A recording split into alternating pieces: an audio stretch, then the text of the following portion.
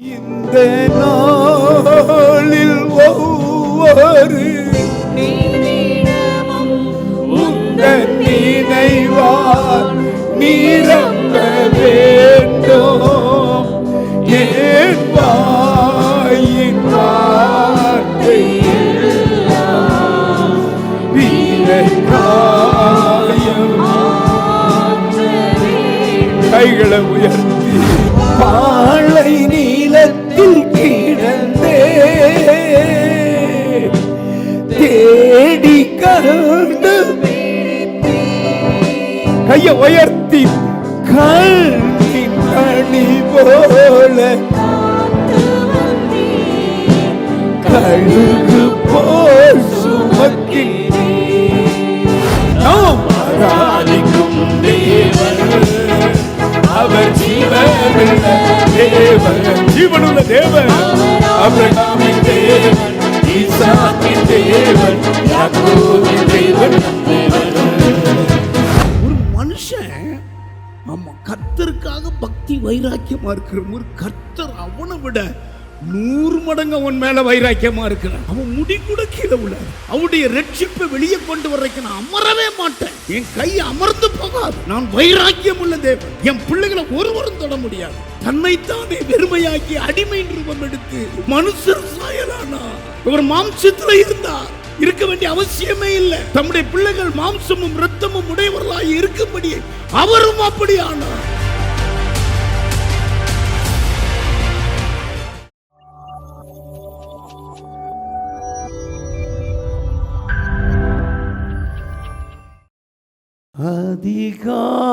அதிகாலையில் திருமுகம் தேடி அர்ப்பணித்தே என்னையே ஆராதனை துதி ஸ்தோத்திரங்கள் அப்பனே உமக்கு தந்தே. அன்பு நேசரே திருமுகம் தேடி அர்ப்பணித்தேன் என்னையே ஆராதனை துதி ஸ்தோத்திரங்கள் அப்பனே உமக்கு தந்தே. ஆராதனை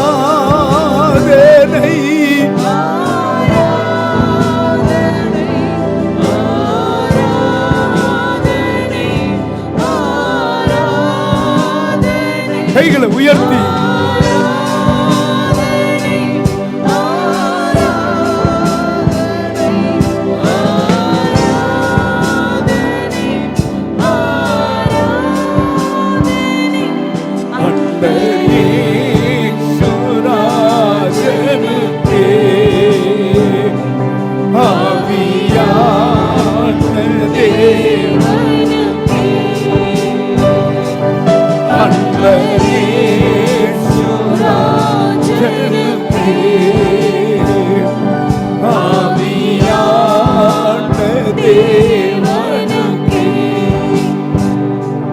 இந்த நாளில் ஒவ்வொரு நிமிடமும் உந்தன் நினைவால் நிரம்ப வேண்டும். இந்த நாளில் ஒவ்வொரு நிமிடமும் உந்தன் நினைவால் நிரம்ப வேண்டும். என் வாயின் வார்த்தை எல்லாம் வீரகாயம். கைகளை உயர்த்தி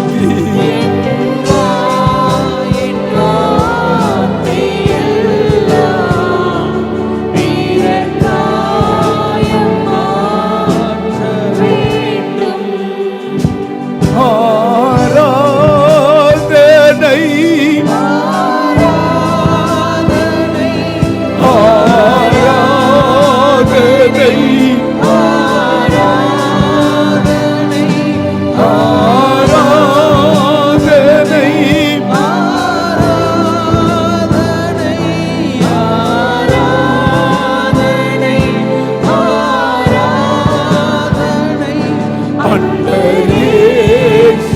ராஜனுக்கே ஆவியான தேவனுக்கே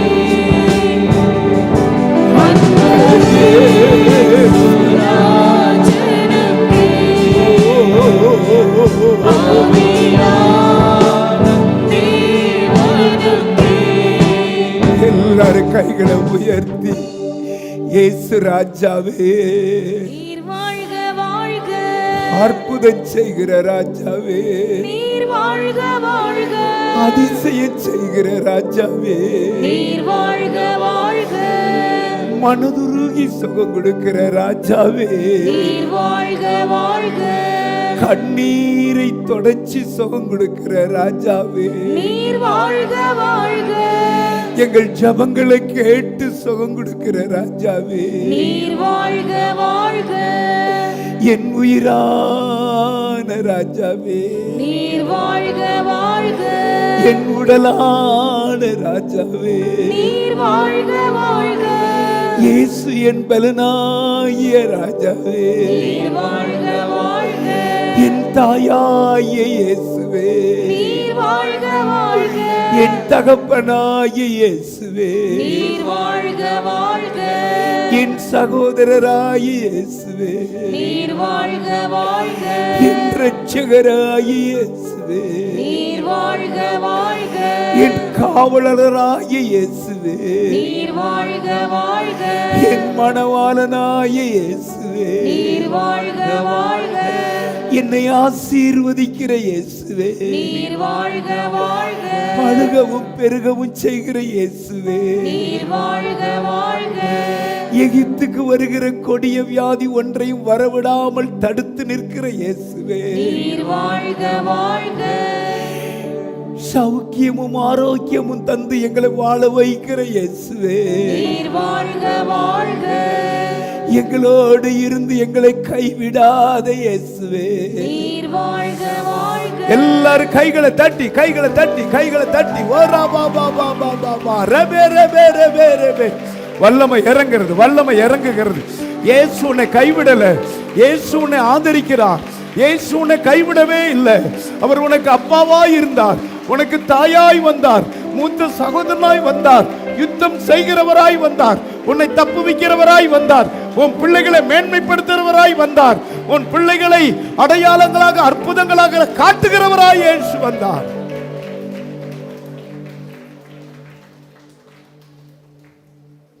அவள் மகிமை சபையை நிரப்பிக் கொண்டிருக்கிறார். ஒரு வஸ்திர தொங்கல் சபையை நிரப்பிக் கொண்டிருக்கிறார். ஒரு மீட்பர் இயேசு உங்க அங்க உலாவிக் கொண்டிருக்கிறார். உங்க இவ்விருதயத்தின் விருப்பத்தெல்லாம் நிறைவேற்றி கொண்டிருக்க. உன் இருதயத்தின் விருப்பம் நிறைவேற போகிறது, உன் மன விருப்பம் நிறைவேற போகிறது.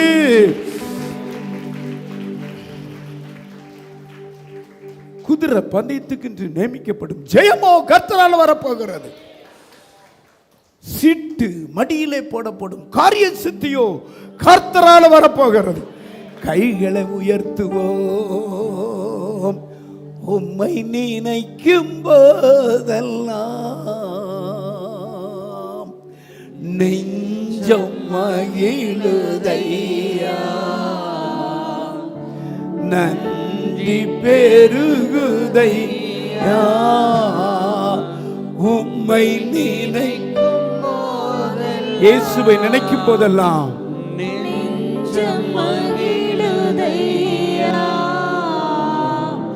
நன்றி பெருகுதையா. கைகளை உயர்த்தி நன்றி நன்றி ராஜா, நன்றி இயேசு ராஜா, நன்றி நன்றி ராஜா, நன்றி இயேசு ராஜா. உம்மை நினைக்கும் போதெல்லாம் நெஞ்சம் மகிழுதையா, நன்றி பெருகுதையா. கைகளை உயர்த்தி பாழை நீளத்தில் கிடந்தே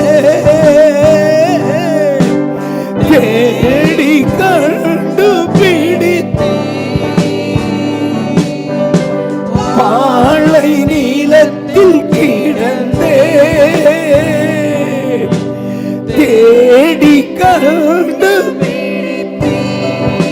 கையை உயர்த்தி கண்ணின் மணி போல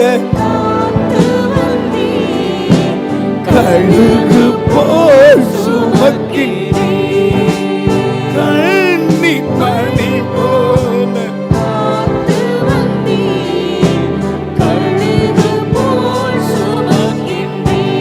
ரெண்டு கைகளை உயர்த்தி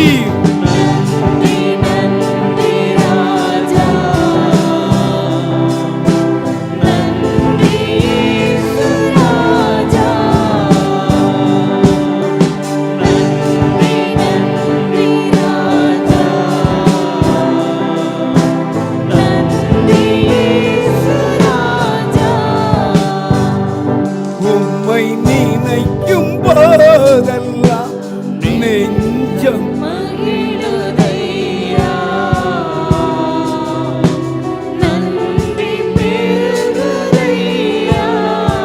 இன்னொரு முறை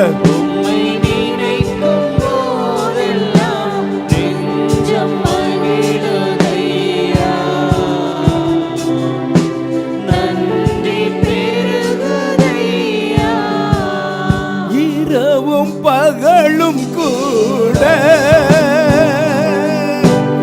இருந்து நடத்துகின்றீர்.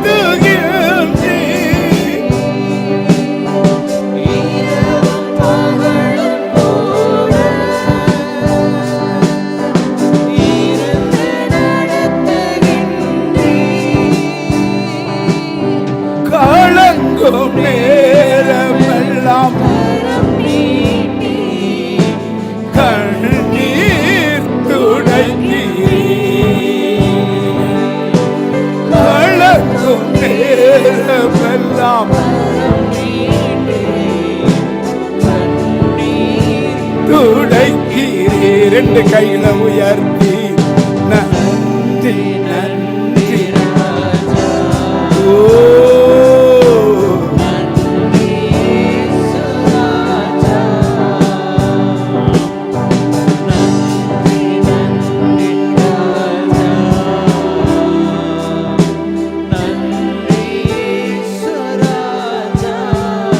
சொல்லுங்க, கையை வச்சு நன்றி ராஜா சொல்லுங்க. நன்றி ராஜா, நன்றி ராஜா, எஸ் ராஜா, நன்றி ராஜா, எஸ் ராஜா, நன்றி ராஜா, எஸ் ராஜா, நன்றி ராஜா, எஸ் ராஜா. உயிர்ப்பிக்கிற ஆவியானவர் இயேசுவை சொல்ல சொல்ல உங்க ஜீவன் புதியதாகிறது. உங்க விசுவாசம் எல்லாம் ஜோரா கைத்தட்டி, ஜோரா கைத்தட்டி நன்றி ராஜா, நன்றி ராஜா, நன்றி ராஜா, நன்றி ராஜா. ஓ நல்ல வர வர வர வர வர வர வர வர வர வர. அல்லேலூயா. இயேசுவை ஆராதிக்கிறது எத்தனை இன்பம், எத்தனை நீங்கெல்லாம் கொடுத்து வச்சவங்க. நம்ம உண்டாக்குன தேவனை பணிந்து குனிந்து ஆராதிக்க நீங்க கொடுத்து வச்சவங்க. உங்களை போல கொடுத்து வச்சவங்க வேற யாரும் கிடையாது. அல்லேலூயா. ஆண்டவராய் இயேசு உங்களுக்காகத்தான் எழுந்து நிற்கிறார். அல்லேலூயா. அதற்காகத்தான் நம்மளை தெரிந்து கொண்டார். இந்த ஜனத்தை எனக்கென்று ஏற்படுத்தினேன், இவர்கள் துதியை சொல்லி வருவார்கள். எத்தனை பேர் பூமியை விட்டு கடந்து போனாங்க. கொள்ளை அந்த சுனாமியில், அதாவது அது என்னது, அந்த கொரோனாவில் எத்தனை பேர் மறிச்சு போனாங்க. கூட்டம் கூட்டமாய் மறிச்சாங்களே.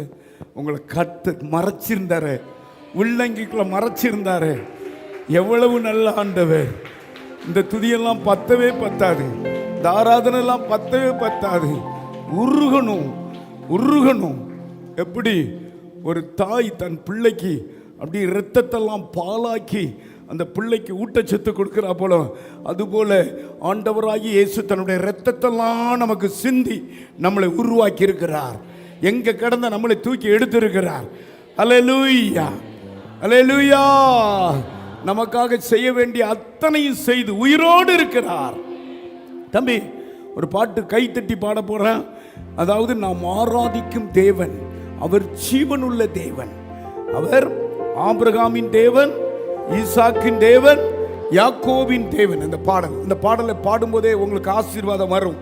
நம் ஆராதிக்கும் தேவன், அவர் ஜீவனுள்ள தேவன், அவர் ஆபிரகாமின் தேவன், ஈசாக்கின் தேவன், யாக்கோபு. எல்லாரும் கை தட்டி இந்த பாட்டை பாடணும்.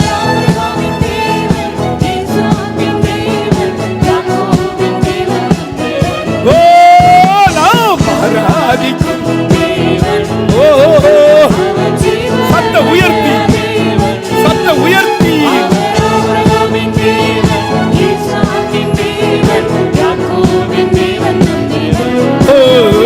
அவர் ஆபிரகாமின் தேவன்,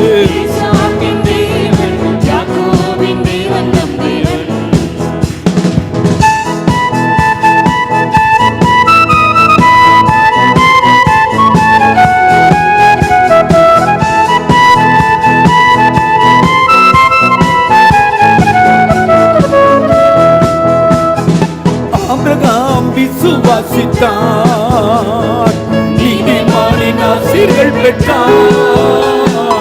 ஆபிரகாம் விசுவாசித்தான்,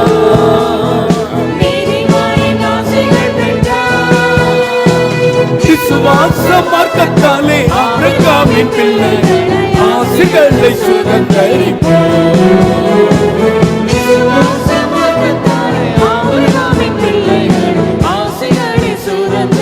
கைதட்டி நாம் ஆராதிக்கும் தேவன், அவர்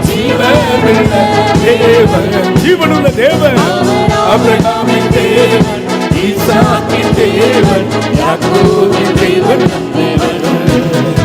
அவர் ஆபிரகாமின் நல்ல பாட்டு புயல், நல்ல பாட்டு உற்சாகமா. யாக்கோபின் தேவன் நம் தேவன்.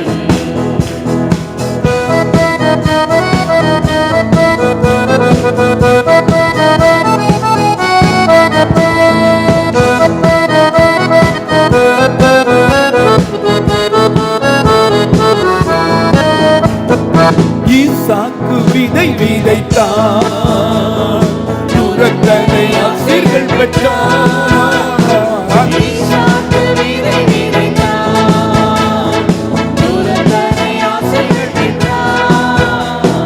பரலோக பலன்களை மகிமையில்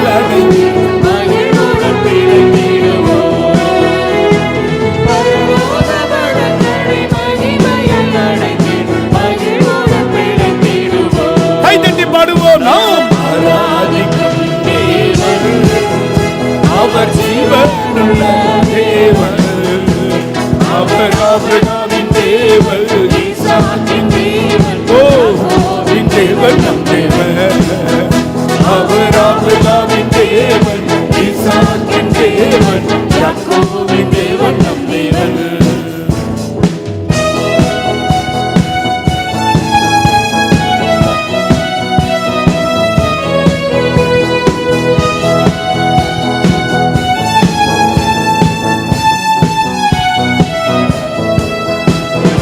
யாக்கோபு வேண்டுதல் செய்தான், உயிர் பிழைத்திட.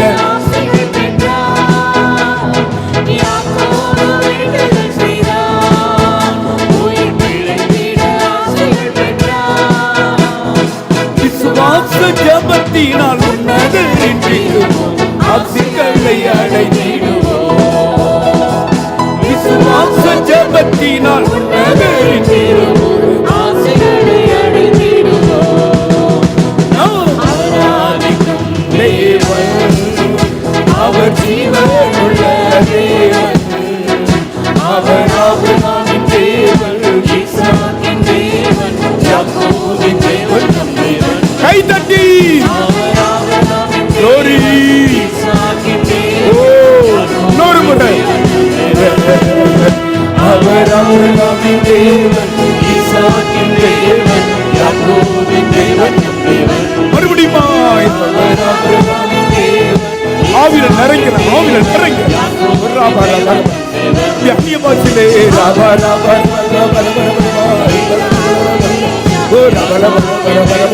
அந்நிய பாஷையிலும் அந்நிய பாஷையில்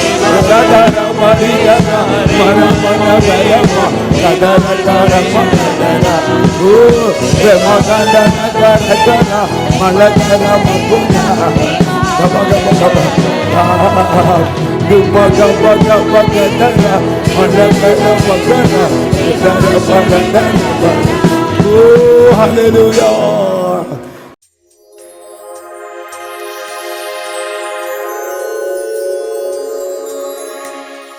பரிசுத்த நாமத்துக்கு மகிமை உண்டாதாக. ஞாயிற்றுக்கிழமை திங்கக்கிழமை 2 நாள் காய்ச்சல் தலைவலி, ஒரே தலைவலி, நைட்டெல்லாம் தூக்கமே இல்லை. ஞாயிற்றுக்கிழமை நைட்டு அந்த தூக்கம் இல்லாதனால ரொம்ப தலைவலி, காய்ச்சல் ராத்தி அதிகமாக இருந்துச்சு. ஐயா எதிரவே பார்க்கல. நான் திங்கக்கிழமை காலையில் ஐயா வந்துட்டாங்க. ஜபம் பண்ணுந்தே எனக்கு நல்லாயிருச்சு, சுகம் தந்தார். கர்த்தருக்கு கிருபைக்காக நன்றி. கர்த்தருடைய பரிசுத்த நாமத்துக்கு ஸ்தோத்திரம் உண்டாவதாக. என்னையும் சிறு சாட்சியாக நிறுத்தின கர்த்தருக்கு ஸ்தோத்திரம். எங்கள் வீட்டுக்காருக்கு 2020 ஸ்ட்ரோக் வந்துச்சு. ரொம்ப கஷ்டப்பட்டோம். ஃபுல்லாக ப்ரேயர் தான். அந்த டைமில் அவங்க கடவுளை பிடிச்சிக்கிட்டாங்க. அதனால் இம்மட்டும் வழி நடத்தினார். அப்போது டாக்டர் மாதம் மாதம் மாத்திரை எடுத்துகிட்டு இருந்தோம். ஆனால் நாங்கள் ப்ரேயரோடு தான், எப்பவும் ப்ரேயரோடு தான் நாங்கள் மாத்திரை எடுத்துகிட்டு இருந்தோம். அப்புறமா இப்போ 3 வருஷம் ஆயிடுச்சுன்னு சொல்லிட்டு ஃபுல் செக்கப் போட சொல்லியிருந்தாங்க டாக்டரு. எம்ஆர்ஐ ஸ்கேனு, எல்லா ஸ்கேனு, ப்ளட் டெஸ்ட் எல்லாமே இது பண்ணியிருந்தோம். நாங்கள் போன திங்கட்கிழமை போய் எடுத்து எல்லா டெஸ்ட்டும் எடுத்தோம். ஆனால் ஒரு டெஸ்ட்டில் கூட எந்த பிரச்சனையும் இல்லை, எல்லாமே நார்மல் ஆயிடுச்சு. அந்த சிறுமூலையில் போன அடப்பு எல்லாமே கிளியர் ஆயிடுச்சு. ஒரு கிட்னி எதுவுமே பாதிக்கலை. இது சுகர் இல்லை, ப்ரெஷர் இல்லை, எதுவுமே இல்லை, தைராய்டு கூட இல்லை அப்படின்னு சொல்லிட்டாங்க. பூரண சுகத்தை கொடுத்த கர்த்தருக்கு கோடான கோடி நன்றி. அவங்க ஃபுல்லாக கடவுளை தான் நாங்கள் ப்ரேயர் பண்ணிகிட்டே போயிருந்தோம். எந்த இதுவுமே இல்லைன்னு சொல்லிட்டு டாக்டர் ரிப்போர்ட் கொடுத்து ஆச்சரியப்பட்டாங்க. இது எப்படி அப்படின்னு சொல்லிட்டு. எல்லா மகிமையும் கர்த்தருக்கு.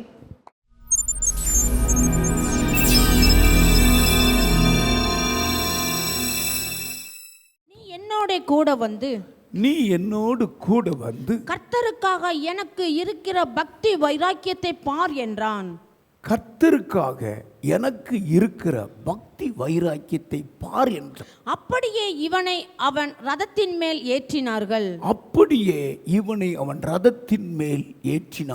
யெகூ என்ற ஒரு தேவ மனுஷன், யோசபாத்தினுடைய குமாரன், இஸ்ரவேல்ல ராஜாக வந்து 28 வருஷம் அரசாண்ட ஒரு அருமையான யெகூ. அவன் யோனத்தாப்பை பார்த்து சொல்றாரு. 15வது வசன வாசி. அவன் அவ்விடம் விட்டு புறப்பட்ட போது தனக்கு எதிர்ப்பட்ட ரேகாபின் குமாரனாகிய யோனதாப்பை சந்தித்து அவனை உபசரித்து என் இருதயம் உன் இருதயத்தோட செம்மையா இருக்கிறது போல, அப்பா என் இருதயம் உன் இருதயத்தோடு செம்மையா இருக்கிறது போல உன் இருதயமும் செம்மையா இருக்கிறதா என்று கேட்டான். உன் இருதயம் செம்மையா இருக்கிறதா என்று யெகூ கேட்கிறார். அதற்கு யோனத்தாப் அப்படியே இருக்கிறது என்றார். அப்படி இருக்கிறதானால் உன் கையை தா என்று சொன்னான். உன் கையை எனக்கிட்ட தான்னு சொன்னான். அவன் தன் கையை கொடுத்த போது அவனை தன்னிடத்தில் ரதத்தின் மேல் ஏறி வரச் சொல்லி நீ என்னோட கூட வந்து கர்த்தருக்காக எனக்கு இருக்கிற பக்தி வைராக்கியத்தை பார் என்றான். நீ என்னோடு கூட வந்து கர்த்தருக்காக எனக்கு இருக்கிற பக்தி வைராக்கியத்தை பார் என்றான். அப்படியே இவனை அவன் ரதத்தின் மேல் ஏற்றினார்கள். கவனிங்க, இதுக்கு முன்னால உள்ள சம்பவங்களை நீங்க வாசிக்கணும். 1லிருந்து வாஸ்தா அங்கதான் யெகூ உன்னுடைய திட்டங்கள் என்ன, ஆண்டவருக்காக பக்தி வைராக்கியமா இருந்த காரியங்கள் என்ன என்பதை நாம் திட்டமும் தெளிவாய் பார்க்கலாம். அருமையானவர்களே, இஸ்ரவேல் ஜனங்கள் எல்லாம் ஸ்தம்பித்து, ஆகாப்பு உடைய மனைவி ஏசபேல் ராணி, தேவ பிள்ளைகளெல்லாம் கொலை செய்வேன், பலிபீடம் இருக்கக்கூடாது, தேவா சமூகம் கூடக்கூடாது, கர்த்தருக்கு எந்த எல்லைக்குள்ள எங்கும் பலி செலுத்தக்கூடாது, பார்க்கிறவங்களெல்லாம் அவள் கொலை செய்தான். எலியா சூரச்செடியில படுத்திருந்தாலும் ஆளை தேட விட்டான். இப்படி ஒரு கொடூரமான காலங்கள் இருக்கும் பொழுது ஜெபம் பண்ண முடியல, பலி செலுத்த முடியல, ஜனங்கள் கர்த்தருடைய பிள்ளைகள் ஓடி ஒளியிறாங்க. பாருங்க, இஸ்ரவேலின் ராஜா ஒரு மனுஷன் புறஜாதி ஒரு பெண்ணை கட்டினதுனால அவன் ஆட்சி பெரிய ஆட்சியா இருந்தது. நீங்க படிச்சு பார்த்தா ஓடு கண்ணீர் விடுற மாதிரி இருக்கு. இதுக்கு கேட்க யார் இருக்கா? பலிபிடமெல்லாம் இடி, பார்க்கிற ஊழியக்காரனெல்லாம் வெட்டு அப்படின்னு ஒரு ராணி கட்டளை இட்டா யார்கிட்டதான் போய் சொல்ல முடியும்? என் கண்ணில் எந்த தீர்க்கதரிசியும் படக்கூடாது, எவன் ஜெபம் பண்றவன் படக்கூடாது. யேசபேல் புருஷனா ஆகாப்பு மனைவி ஆயிட்டான். இந்த சம்பவங்கள்லாம் படிக்கும்போது அள வேண்டியது இருக்கு. சரி, அவங்களை எச்சரித்த எலியாவை கொல்லுவேன்னு இருக்கிற பொழுது ஆண்டவர் கவுனிங்க, கர்த்தருக்காக இருக்கிற ஒரு மனுஷன் மேல கர்த்தரும் பக்தி வைராக்கியமா இருக்கிறார். கையை உயர்த்தி ஒரு அல்லேலியா சொல்லுங்க. மறுபடியும் ஒரு அல்லேலியா சொல்லுங்க. நான் என்ன சொல்றேன்னா, ஆண்டவர் அப்படி பார்த்தாரு, இவ கண்ணிலேயே அந்த எலியா படக்கூடாதப்பா அப்படின்னு சொல்லி அந்த எலியாவை அக்னி ரதத்தை கொண்டு வந்து பரலோகத்துக்கு எடுத்துட்டு போயிட்டார். கவனிக்கிறீங்களா? இந்த அதாவது யெகூ யோனதாப்பை தன்னுடைய ரதத்தில் எடுத்தது போல நீங்க பைபிளை படிச்சு பார்த்தா அவன் கண்ணில் பட்டா என்னுடைய மகன், எச்சரித்த மகன், தேசத்தில் அக்னியை கொண்டு வந்த மகன், எழுப்புதலை கொண்டு வந்த மகன், உயிர்மிச்சை கொண்டு வந்த மகன் அநியாயமாய் மறிக்கக்கூடாது அப்படின்னு ஆண்டவருக்கு இருந்த பக்தி வைராக்கியத்தை பாருங்க. அப்படி எலியா அந்த யோர்தானை கடந்த உடனே சுழல் காற்றினால அப்படியே பரலோகத்துக்கு போயிட்டார். கையை உயர்த்தி ஒரு அல்லேலியா சொல்லுங்க. ஒரு மனுஷன் கர்த்தருக்காக பக்தி வைராக்கியமா இருக்கிற ஒரு கர்த்தர் அவனை விட 100 மடங்கு அவன் மேல வைராக்கியமா இருக்கிறான். அவன் முடி கூட கீழே விழாது. என்ன அற்புதமான தெய்வம்! சகரியா எழுதின புஸ்தகம் 1வது அதிகாரம் 14வது வசனத்தை நான் வாசிக்க கேட்போம். என்னை நோக்கி சேனைகளின் கர்த்தர் உரைக்கிறது என்னவென்றால், நான் எருசலேமுக்காகவும், நான் கவனிங்க, சகரியா கிட்ட கர்த்தருடைய தூதன் சொல்றாரு, கர்த்தர் பேசுறது அப்படி பேசுறாரு, நான் எருசலேமுக்காகவும் சியோனுக்காகவும் மகா வைராக்கியம் கொண்டிருக்கிறேன். கைகளை உயர்த்தி ஒரு அல்லேலியா சொல்லுங்க. ஐயோ, நான் எருசலேம் தேவனுடைய பிள்ளைகள், சியோன் மீட்கப்பட்டவர்கள், பிரித்து எடுக்கப்பட்டவர்கள். சபைக்கு பேர் தான் சியோன் சபை. அங்கங்க பிரித்தெடுத்து சபையில் இருக்கிற இதற்காகவே நான் வைராக்கியமா இருக்கேங்கிறார். அல்லேலூயா! ஆண்டவருடைய வைராக்கியம் பாருங்க. எருசலேமுக்காகவும் சியோனுக்காகவும் நான் வைராக்கியமா இருக்கிறேங்கிறார். ஏசாயா எழுதின புஸ்தகம் 62வது அதிகாரம் 1 வசனத்தை வாசிங்க. சியோனின் நிமித்தமும் எருசலேமின் நிமித்தமும் நாம் மௌனமாயிராமலும், பாருங்க, அது நீதி, எருசலேமுடைய நீதி, ஜெபம், கண்ணீர், அது ஒரு பிரகாசத்தை போலவும், அதன் ரட்சிப்பு எரிகிற தீவெட்டியை போலவும், அதன் ரட்சிப்பு எரிகிற தீவெட்டியை போலவும் வெளிப்படும் மட்டும் அமராமலும் இருப்பேன். ஆண்டவர் சொல்றார், நான் என் ஜனங்களுக்கு அவருடைய நீதியை பிரகாசிக்க வர, அவருடைய ரட்சிப்பை வெளியே கொண்டு வர்றதுக்கு நான் அமரவே மாட்டேன். என் கை அமர்ந்து போகாது. நான் வைராக்கியம் உள்ள தேவன். என் பிள்ளைகளை ஒருவரும் தொட முடியாது. ஒரு மனுஷன் கவனிங்க, யெகூ ஆண்டவருக்காக வைராக்கியம் பாராட்டுறான். என்ன பாராட்டுறன்னா, ஆகாப்புனுடைய மனைவி தேவ பிள்ளைகள் எல்லாம் ஓடி ஓடி ஓடி ஓடி அழிச்சான், பலிபீடங்கள் எல்லாம் இடிச்சான். இந்த மனுஷன் யோசபாத்துக்கு பிறந்த யெகூ அதே சரித்திரமே இல்லாம ஆக்கிட்டான், அழிச்சே போட்டார். கையோ, ஆகாப்புக்கும் யேசபேலுக்கும் பிறந்த பிள்ளைகள் 70 பிள்ளைகள் அட்ரஸ் இல்லாம ஆக்கிட்டார், வேறையே பிடுங்கிட்டார். உச்சரிக்கிற அந்த சந்ததி எங்க இருக்குன்னு கண்டுபிடிச்சு. அப்ப பாருங்க, கர்த்தருக்காக எவ்வளவு வைராக்கியமா இருந்தார். கையை உயர்த்தி அல்லேலூயா! கர்த்தருடைய பிரசன்னத்தை வெளியே கொண்டு வர, ஜெபத்தை கொண்டு வர, தேவனுடைய பலிபீடங்களை எங்கும் கட்ட எப்படி யெகூ பிரகாசித்தார் தெரியுமா? அதான் சொல்றாரு, யோனதாப்பை பார்த்து சொல்றாங்க, வா, எனக்கு இருக்கிற பக்தி வைராக்கியத்தை என்னோடு வந்து பார். தன்னுடைய ரதத்தில் ஏத்திட்டார், செல்லு வெளிப்படுத்துறார். எனக்கு இருக்கிற பக்தி வைராக்கியத்தை பார். உன் இறுதியும் ஒன்னா இருக்கிறது. என் கூட நீ ஐக்கியமா இருக்கிறியா? நீயும் ஒரு பக்தி வைராக்கியமா இரு. எனக்கு என்னமோ இந்த வார்த்தை கிடைச்சோன்னே கண்ணில் தர தரையா, இப்படி ஒரு வைராக்கியத்தை தாங்காண்டவரே. அதே மாதிரி தான் நம்ம வைராக்கியமா இருந்தா 10% இருந்தா 90% அவர் நம்ம மேல வைராக்கியம் உள்ளவராக இருக்கிறார். கையை உயர்த்தி ஒரு அல்லேலியா சொல்லுங்க. அல்லேலியா சொல்லுங்க. அல்லேலூயா! ஆமா, நம்ம மேல அவர் வைராக்கியமா இருக்கிறார். அவர் நம்ம மேல நாம் பக்தியா இருக்கிறதுனால அந்த பக்தியை நம்ம மேல அவர் காட்ட பரலோகத்துல அதை கொள்ளையாடின பொருளா என்னலையாமா, பரலோகத்தை கொள்ளையாடின பொருளா எண்ணாதபடி தன்னைத்தானே வெறுமையாக்கினாராம், அடிமையின் ரூபம் எடுத்தாராம். பக்தி வைராக்கியத்தை பாருங்க, இயேசுவின் பக்தி வைராக்கியத்தை பாருங்க. தன்னைத்தானே தாழ்த்தினாராம். அவர் எங்க இருக்க வேண்டியவர் தெரியுமா? சாலமோன் இயேசுவை குறித்து எழுதும்போது அழகா எழுதுறார். நீதிமொழிகள் எழுதின புஸ்தகம் 8வது அதிகாரம் 27 32 வசனம் வரைக்கும் வாசிங்க. இது சாலமோன் இயேசு கிறிஸ்துவை குறித்து எழுதி தீர்க்க தரிசனமாய் சொன்ன வார்த்தை. அவர் வானங்களை படைக்கையில் நான் அங்கே இருந்தேன். அவர் நம்முடைய பிதாவாகிய தேவன் வானத்தை படைக்கையில் இயேசு அங்கே இருந்தாராம். அவர் சமுத்திர விலாசத்தை வட்ட நெடுகையிலும் உயரத்தில் மேகங்களை ஸ்தாபித்து சமுத்திரத்தின் ஊற்றுக்களை அடைத்து வைக்கையிலும் சமுத்திர ஜலம் தன் கரையை விட்டு மீறாதபடிக்கு அதற்கு எல்லையை கட்டளையிட்டு பூமியின் அஸ்திபாரங்களை நிலைப்படுத்துகையிலும் நான் அவர் அருகே செல்ல பிள்ளையாய் இருந்தேன். பிள்ளை ஒரே பேரன் நான் தான், அவருக்கு செல்ல பிள்ளையாய் இருந்தேன். நித்தம் அவருடைய மனமகிழ்ச்சியாய் இருந்து நான் இன்னும் மட்டும் அவர் நித்தமும் அவருடைய மனமகிழ்ச்சியாய் இருந்து எப்பொழுதும் அவர் சமூகத்தில் களி கூர்ந்தேன். எப்பொழுதும் ஒரு சமூகத்தில் களி கூர்ந்தேன். அவருடைய பூவுலகத்தில் சந்தோஷப்பட்டு மணமக்களுடனே மகிழ்ந்து கொண்டிருந்தேன். மணமக்களோடு கூட மகிழ்ந்து கொண்டிருந்தேன். ஆதலால் பிள்ளைகளை எனக்கு செவி கொடுங்க, எனக்கு செவி கொடுங்க. என் வழிகளை காத்து நடக்கிறவர்கள் பாக்கியவான்கள். கை தட்டி ஆண்டவரை ஸ்தோத்திரம் பண்ணுங்க. எப்படி இயேசுவை குறித்து சாலமோன் அழகா சொல்றார் பாருங்க. அவர் அருகே நான் செல்ல பிள்ளையா இருந்தேன். ஆனா இப்படிப்பட்ட மேன்மை உள்ள இயேசு நமக்காக வெறுமையானாரே, நமக்காக தன்னை தாழ்த்தினாரே. இதுக்கு பேர் தான் பக்தி. கையை உயர்த்தி பிலிப்பியர் எழுதின புஸ்தகம் 2வது அதிகாரம் 6வது வசனம் சொல்லப்பட்டிருக்கிறது.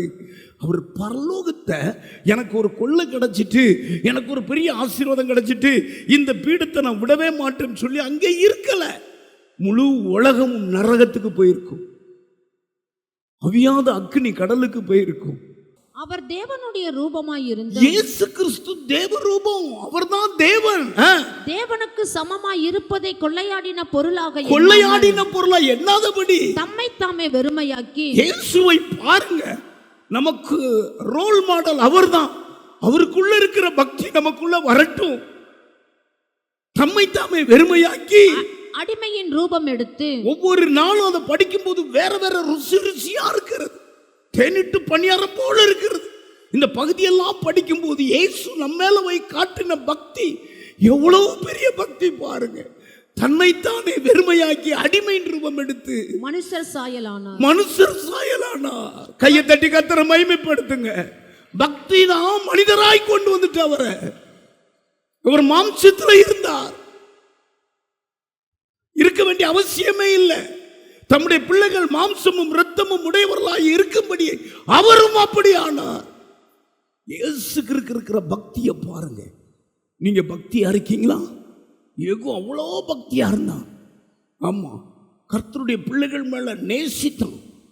கர்த்தருடைய பிள்ளைகள் சோர்ந்து இருந்தா தட்டி எழுப்பினான்.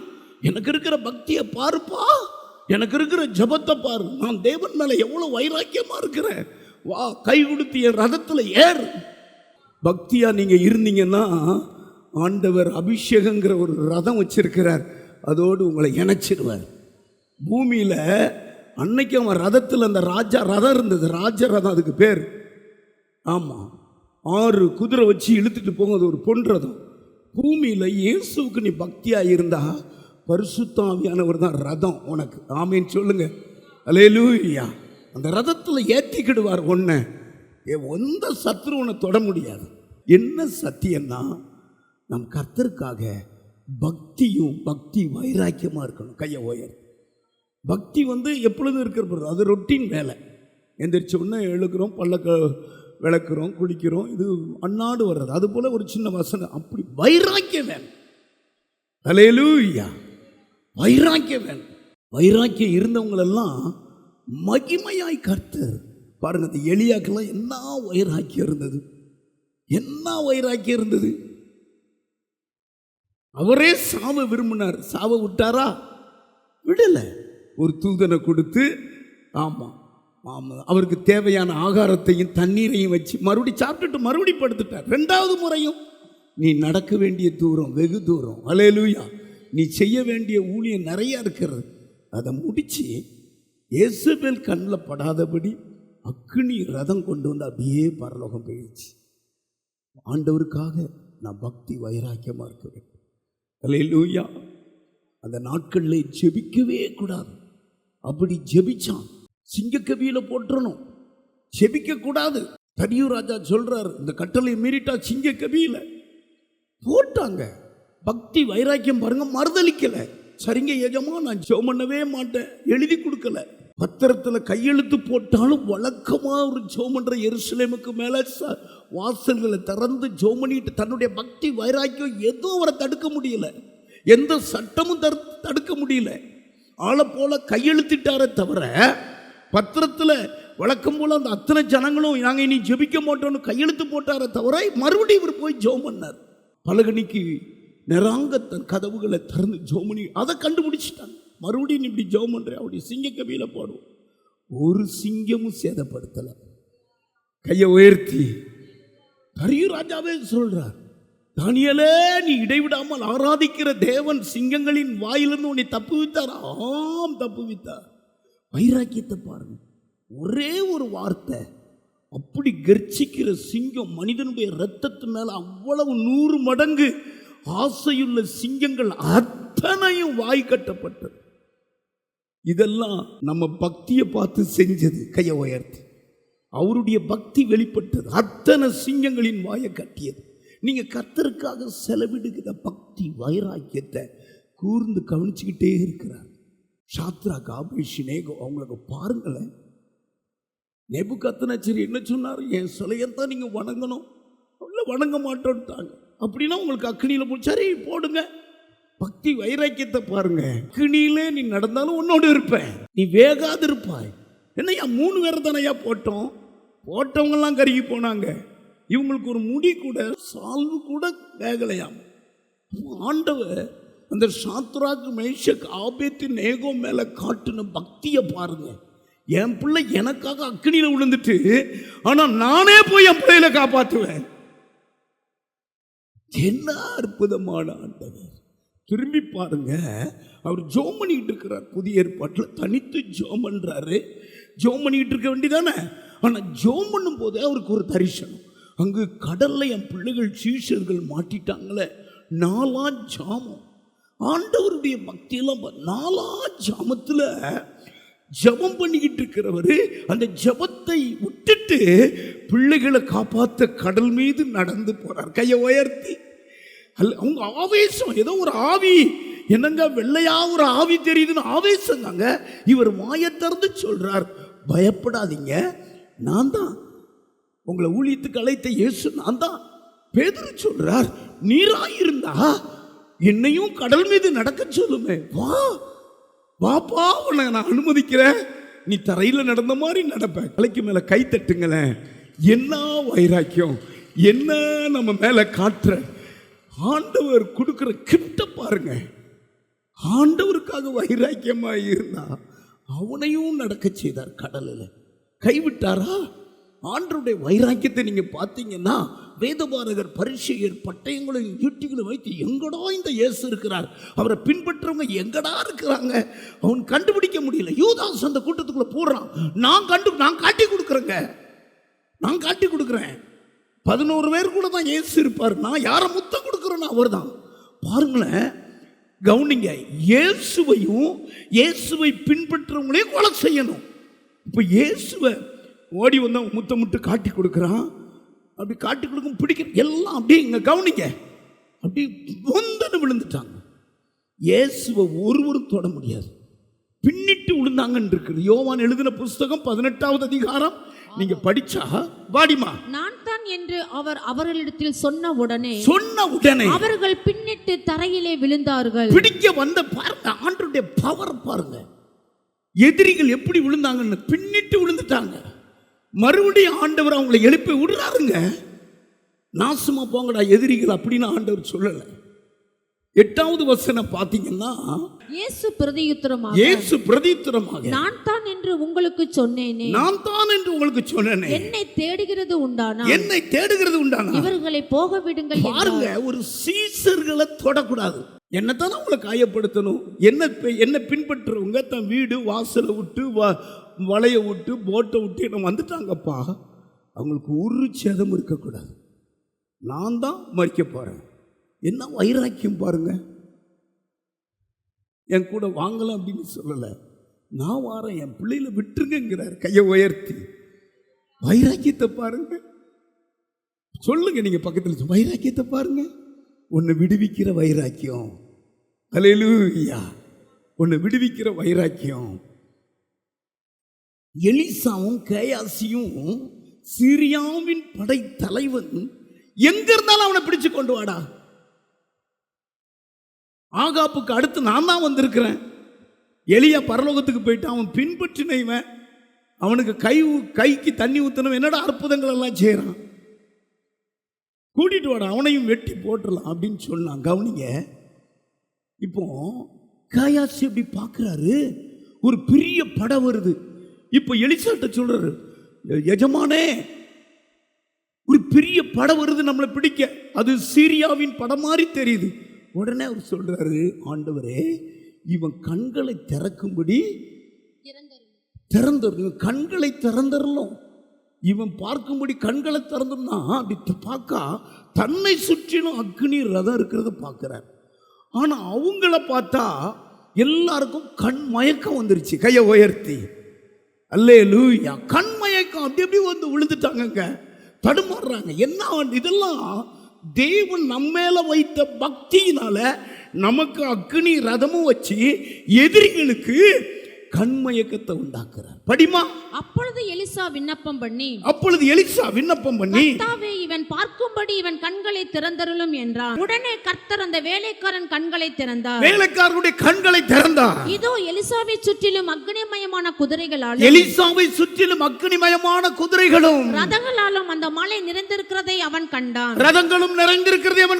அவர்கள் அவனிடத்தில் வருகையில் எலிசா கர்த்தரை நோக்கி விண்ணப்பம் பண்ணி, அந்த எதிரிகள் அவன் எலிசா கிட்ட வரையில் கர்த்தரை நோக்கி விண்ணப்பம் பண்ணினார். இந்த ஜனங்களுக்கு கண்மயக்கம் உண்டாகும்படி செய்யும். எலிசாவுடைய வார்த்தையின்படியே அவர்களுக்கு கண்மயக்கம் உண்டாகும்படி செய்தார்.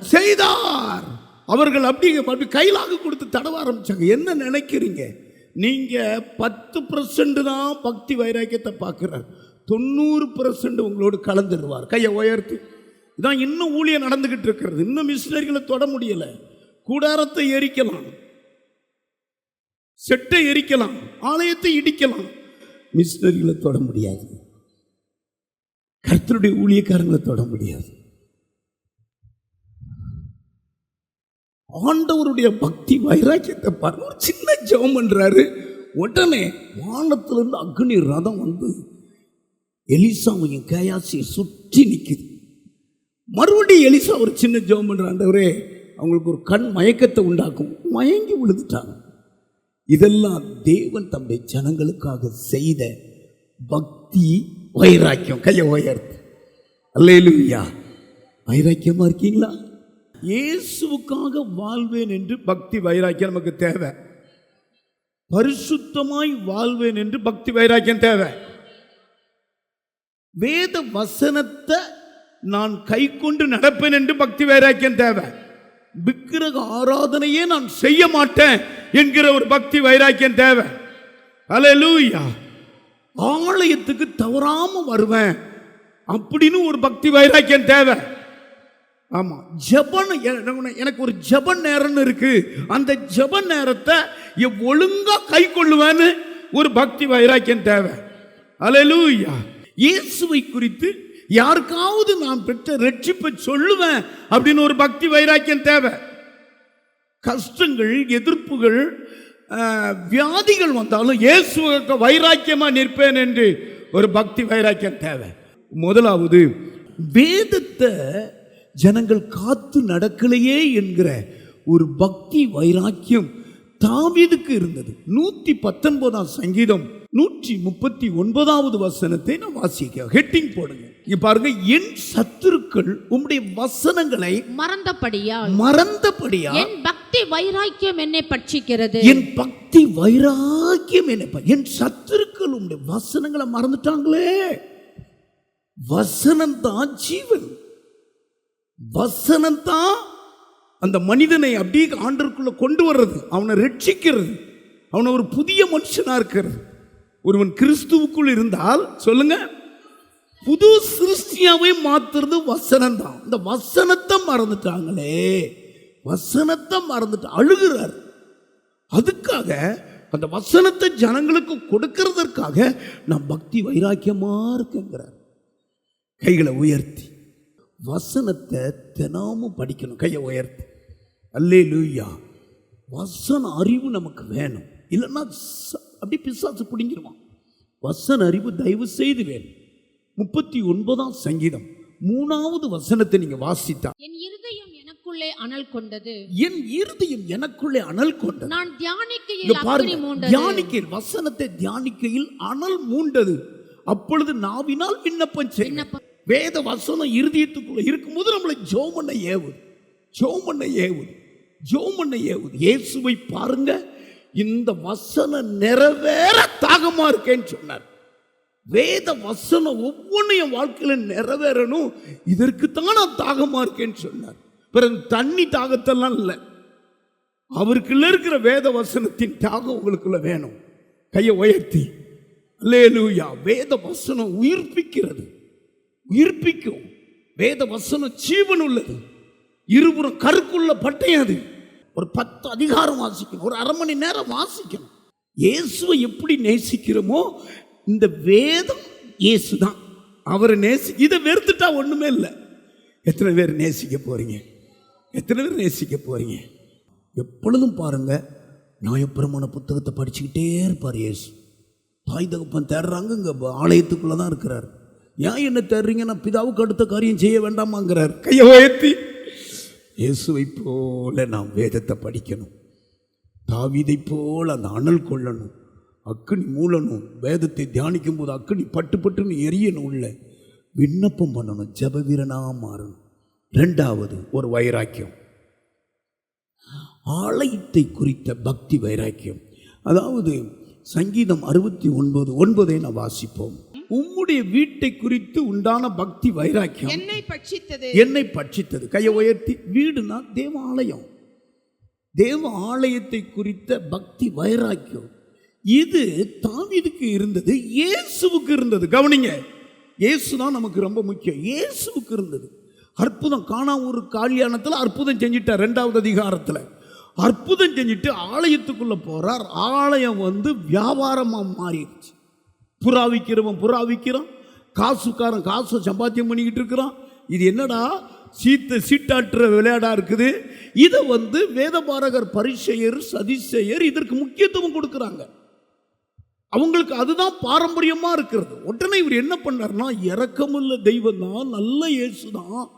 வைராக்கியத்தை எப்படி காட்டுறான்? சாட்டையை எடுக்கிறார், காசு பழைய தள்ளி விடுறாரு. ஆமீன் சொல்லுங்க. காசு தேடி போன உலகத்துக்கு போனி, ஆலயத்துக்குள்ள என்ன நீ?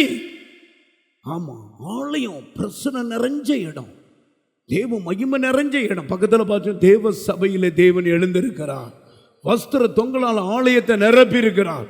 ஆண்டுடைய கண்களும் இருதயம் இருக்கிற இடத்துல என்ன உனக்கு வியாபார ஸ்தலம்? என்ன இங்க வந்துகிட்டு சீட்டுக்கு கொடு, சிட்டைக்கு கொடு, என்னங்க? பெரிய அற்புதம் செய்து எல்லாரையும் ஆச்சரியத்தில் மூழ்கிட்டு அடுத்து ஒரு பரிசுத்த ஆலயத்துக்குள்ள கொண்டு வர்றார் பாருங்க. யோவான் 2வது அதிகாரம் 14-17. தேவாலயத்திலே ஆடுகள், மாடுகள், புறாக்களாகிய இவைகளை விற்கிறவர்களையும் காசுக்காரர் உட்கார்ந்திருக்கிறதையும் கண்டு கயிற்றினால் ஒரு சவுக்கை உண்டு பண்ணி அவர்கள் யாவரையும் ஆடு மாடுகளையும் தேவாலயத்துக்கு புறம்பே துரத்தி விட்டு காசுக்காரருடைய காசுகளை கொட்டி பலகைகளை கவிழ்த்து போட்டு புறா விற்கிறவர்களை நோக்கி, இவைகளை இவ்விடத்திலிருந்து எடுத்துக்கொண்டு போங்கள், என் பிதாவின் வீட்டை வியாபார வீட்டாகாதிருங்கள் என்றார்கள். என் பிதாவின் வீடு இது பக்தி உள்ள வீடு. இது ஆமா, ஏழை எளிய ஜனங்கள் சுகமாகிற வீடு, பிசாசு பிடிச்சவங்க விடுதலை கொடுக்கிற வீடு. இது ஒரு ஆஸ்பத்திரி.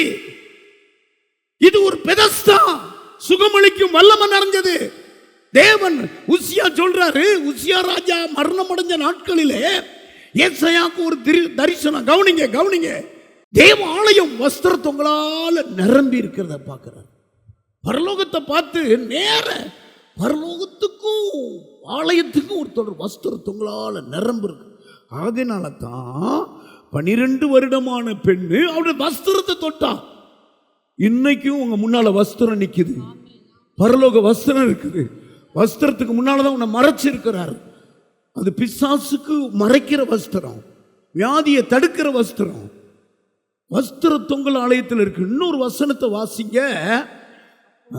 ஆண்டவருக்கு தீர்க்க தரிசனம், பக்தி, என் வீடு ஜெப வீடு, பக்தி வைராக்கியம் உள்ள வீடு.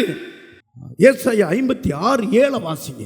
நான் என் பரிசுத்த பர்வதத்துக்கு கொண்டு வந்து, கவனிங்க, பரிசுத்த பர்வத்துக்கு என் ஜனங்களை, வெளியில இருக்கிற ஜனங்களை கொண்டு வருவேன். என் ஜெப வீட்டிலே அவர்களை மகிழ என் பண்ணுவேன். ஜெப வீட்டிலே அவளை மகிழ பண்ணுவேன். அவர்களுடைய சர்வாங்க தகனங்களும், அங்கதான் என் தகன பலியில கண்ணீரை நான் ஏற்றுக்கொள்ளுவேன். கவனிங்க, நான் என் பரிசுத்த பர்வத்துக்கு கொண்டு வருவேன். இது பரிசுத்த பர்வதம். கையை உயர்த்தி, சாராய கடை, சினிமா கடை, சீட்டாடுறது அங்க இருக்குது. இது பரிசுத்த பர்வதம். இது பயபக்தியா இருக்கணும். இது சொந்த கதை பேசக்கூடாது. இது கண்ணீர் வரணும், குத்தணும் இருதயத்தில். என்னை தொடுங்க ஆண்டவரே, இது பரிசுத்த பர்வதம். ராத்திரி என்கிட்ட பேசினாரு, இந்த தேவ ஆலயத்துக்கு வரும்போதெல்லாம் நடுக்கம் வரணும், பரிசுத்தம் வெளியே தெரியணும். அப்படி முழுவதும் வாசித்து பாருங்க, சூப்பரா இருக்கும். இதை நம்ம செய்யணும். கையை உயர்த்தி. மகிழ்ச்சி இல்லையா? உலகத்தில் பணம் இருக்கு, மகிழ்ச்சி இல்லை. பரிசுத்த ஆலயத்துக்கு கொண்டு மகிழ பண்ணுவேன் இருக்கிறார். மகிழ்ச்சி கர்த்தர் கொடுக்கிற பரலோக மகிழ்ச்சி. உங்க பிள்ளைகளுக்கு மகிழ்ச்சி இல்லையா? பணம் இருக்கு, பெரிய வீட்டை கட்டி இருக்கிறான், நல்ல டிகிரி படிச்சிருக்கிறான், மகிழ்ச்சி அது இயேசு தான் கொடுப்பாரு. அது தேவாலயத்தில் வைத்திருக்கிறாரு. அது என் வீடு ஜெப வீடு, மகிழ பண்ணுவேன் இருக்கிறாரு. படிக்க படிக்க என் இருதயம் படைஞ்சது. ஜெப வீட்டில் மாம்ச சிந்தைக்கு இடம் கிடையாது, மாம்ச கிரியலுக்கு இடம் கிடையாது, மாம்ச எண்ணங்களுக்கு இடம் கிடையாது.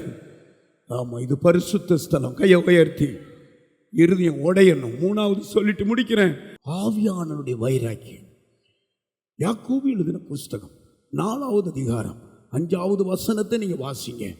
பரிசுத்த ஆவியானவருக்குள்ள ஒரு வைராக்கியம் இருக்கு பாருங்க. நம்மில் வாசமாய் இருக்கிற ஆவியானவர், கவனிங்க, நமக்குள்ளே வாசமாய் இருக்கிற ஆவியானவர் நம்மிடத்தில் வைராக்கிய வாஞ்சையாய் இருக்கிறார் என்று, நம்மிடத்திலே வைராக்கியம் வாஞ்சையாய் இருக்கிறார் என்று வேத வாக்கியம் வீணாய் சொல்லுகிறது என்று நினைக்கிறீர்கள். வேத வசனம் வீணாய் சொல்றா நினைக்கிறீங்க? அப்ப ஆவியானவர் நமக்குள்ளே வைராக்கியமா வாஞ்சையா இருக்கிறார். கவனிங்க, வாக்கு கடங்காது. அதாவது விண்ணப்பம் பண்றது என்னதுன்னு நமக்கு தெரியாது இருக்கிறதுனால ஆவியானவர் தாமே சொல்லுங்க சொல்லுங்க அப்படி ஜோம் பண்ற உந்துறாரு.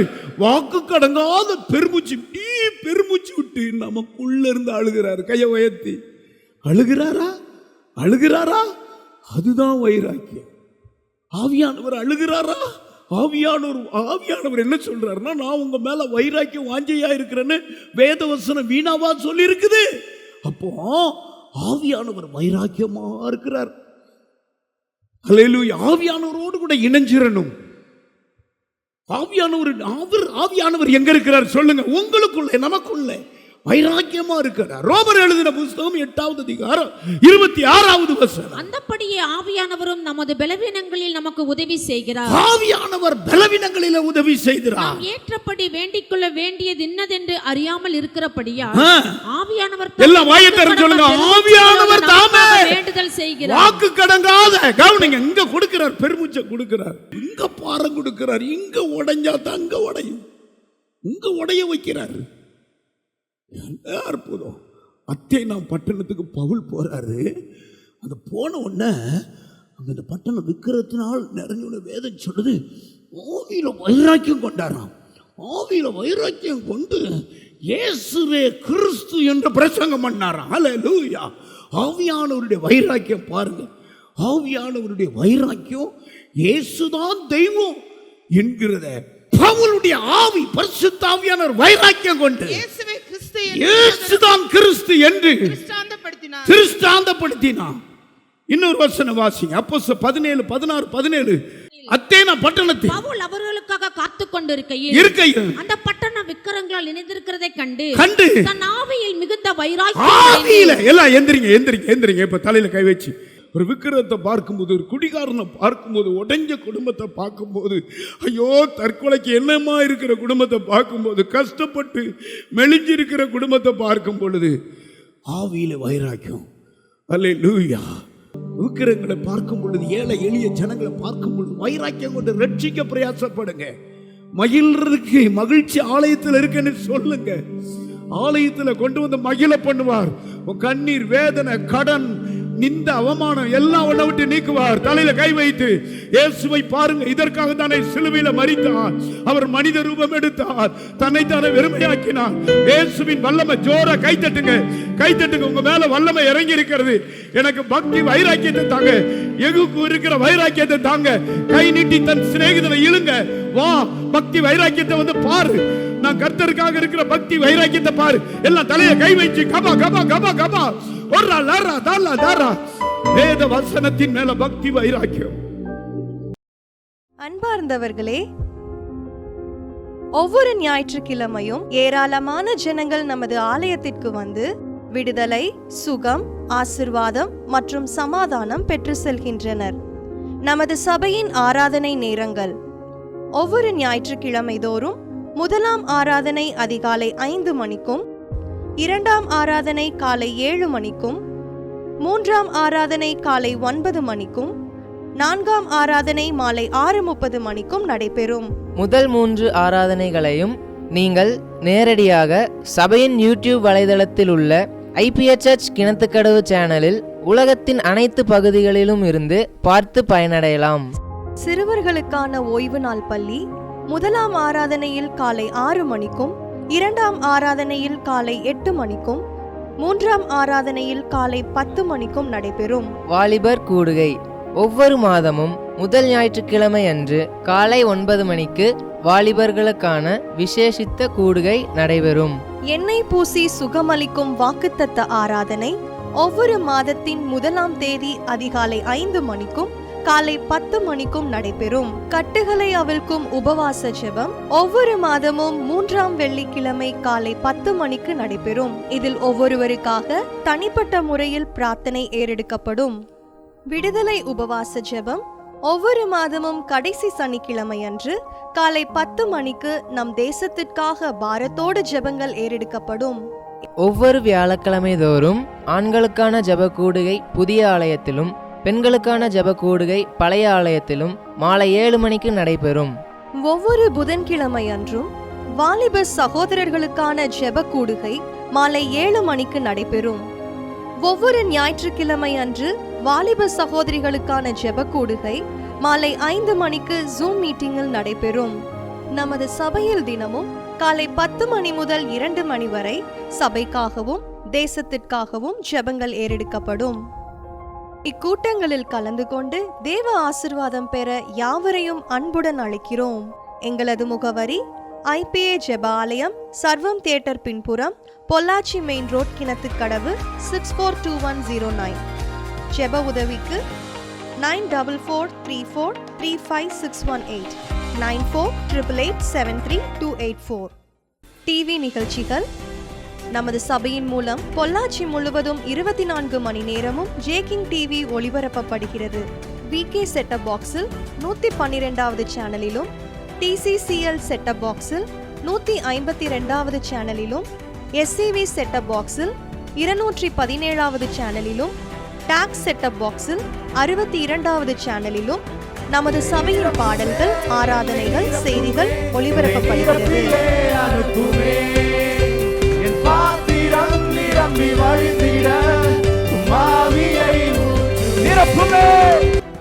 தமிழ்நாடு முழுவதும் பைபிள் டிவியில் தினமும் மாலை 6:30 மணிக்கும், பெனியல் டிவியில் தினமும் காலை 7:30 மணிக்கும் நமது சபையின் நிகழ்ச்சிகள் ஒளிபரப்பப்படுகிறது. இந்த டிவி ஊழியங்களின் மூலம் ஆயிரக்கணக்கான ஜனங்கள் ஆசிர்வதிக்கப்பட ஜெபித்துக் கொள்ளுங்கள்.